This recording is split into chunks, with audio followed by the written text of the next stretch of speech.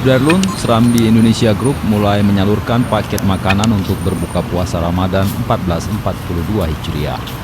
Paket iftar ini merupakan sumbangan karyawan Serambi dan masyarakat umum.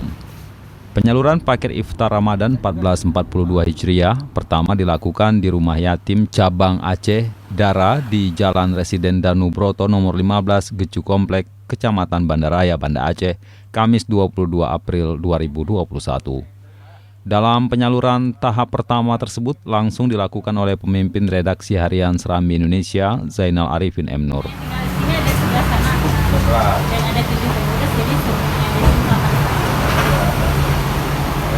8. Insya Allah kami nanti salurkan kepada nabinaan. Kita juga ada nabinaan sekitar 400 anak ya. Ini udah lama ya?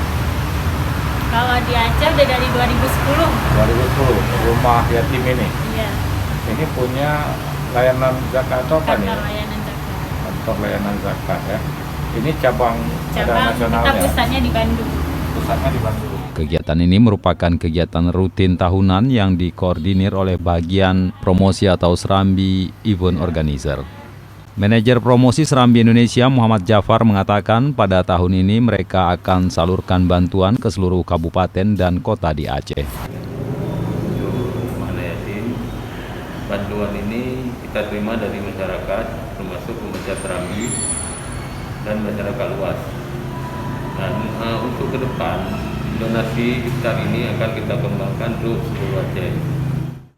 Nah, bagi Anda Sudarlun yang ingin salurkan bantuan, bisa melalui donasi iftar Ramadan 1441 Hijriah harian Serambi Indonesia dan Radio Serambi FM dalam bentuk dana atau uang tunai.